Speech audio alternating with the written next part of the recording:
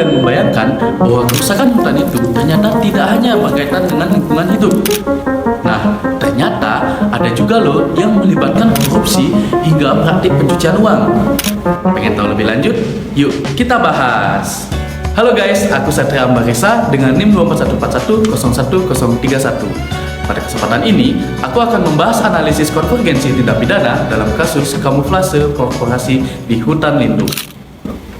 Kasus ini bermula dari PT Sinar Makmur yang melakukan pembukaan hutan secara ilegal di kawasan hutan lindung untuk kepentingan perkebunan kelapa sawit.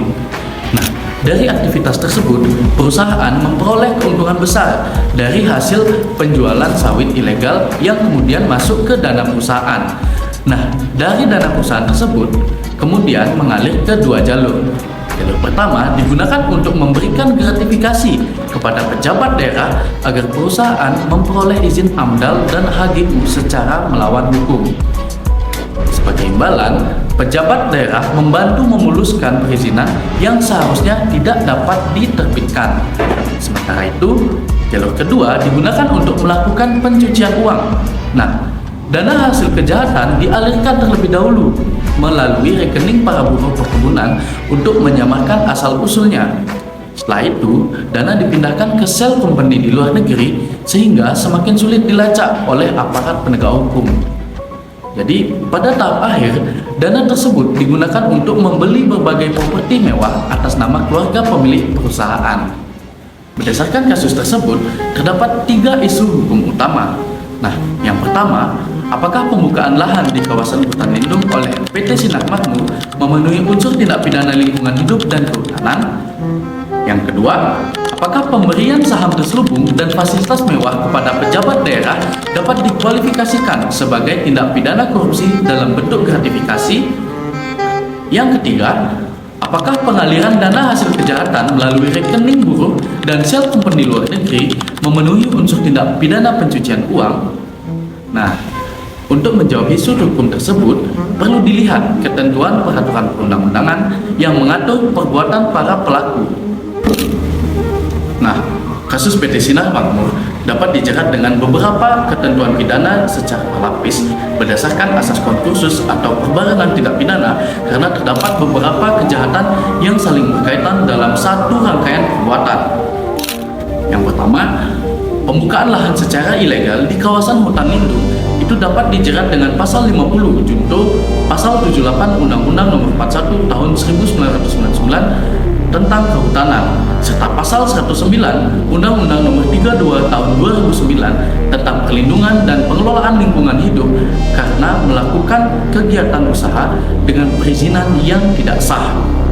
Yang kedua, pemberian saham terselubung dan fasilitas mewah kepada pejabat daerah itu dapat dijerat dengan Undang-Undang Nomor 31 Tahun 1999 junto Undang-Undang Nomor 20 Tahun 2001 tentang pemberantasan tindak pidana korupsi. Nah, dalam hal ini, direksi perusahaan bertindak sebagai pemberi gratifikasi dan pejabat daerah itu sebagai penerima gratifikasi. Kemudian yang ketiga, pengalihan dana melalui rekening buruh perkebunan dan sel company di luar negeri itu memenuhi unsur pasal 3 dan pasal 4 Undang-Undang Nomor 8 Tahun 2010 mengenai tindak pidana pencucian uang karena terdapat upaya-upaya menyamarkan asal-usul harta kekayaan hasil dari tindak pidana tersebut. Setelah mengetahui beberapa dasar hukum tadi, selanjutnya mengenai bagaimana analisis konvergensinya. Jadi, pada kasus ini menunjukkan adanya konvergensi tindak pidana antara kejahatan lingkungan hidup, korupsi, dan pencucian uang. Kejahatan lingkungan hidup menjadi sumber utama keuntungan ilegal perusahaan melalui pembukaan hutan lindung secara melawan hukum. Nah, selanjutnya, korupsi menjadi enabling crime atau kejahatan yang mempermudah terjadinya tindak pidana lain. Dengan adanya gratifikasi kepada pejabat daerah, perusahaan dapat memperoleh izin fiktif sehingga aktivitas ilegal terlihat seolah-olah legal. Nah, setelah keuntungan diperoleh, perusahaan melakukan pencucian uang melalui rekening buruh perkebunan dan shell company di luar negeri. Tujuannya adalah menyembunyikan asal-usul dana agar sulit dilacak oleh aparat penegak hukum.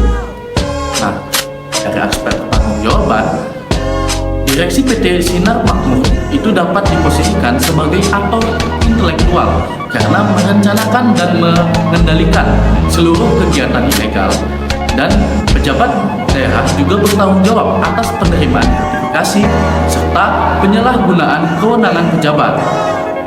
Nah, selain itu, korporasi PT Sinar Makmur juga dapat dipidana karena tindak pidana yang dilakukan itu untuk kepentingan pribadi dan keuntungan perusahaan. Oke guys, itu tadi mengenai analisis konsekuensi tindak pidananya. Sebagai kesimpulan, kasus PT Sinar Makmur ini menunjukkan bahwa kejahatan lingkungan hidup, korupsi, dan pencucian uang itu tidak dapat berdiri sendiri guys, melainkan membentuk suatu kejahatan yang terorganisir. Seperti kejahatan lingkungan menghasilkan keuntungan ilegal, kemudian korupsi digunakan untuk melindungi aktivitas ilegal tersebut, sedangkan pencucian uang itu digunakan untuk menyamarkan hasil kejahatan tersebut.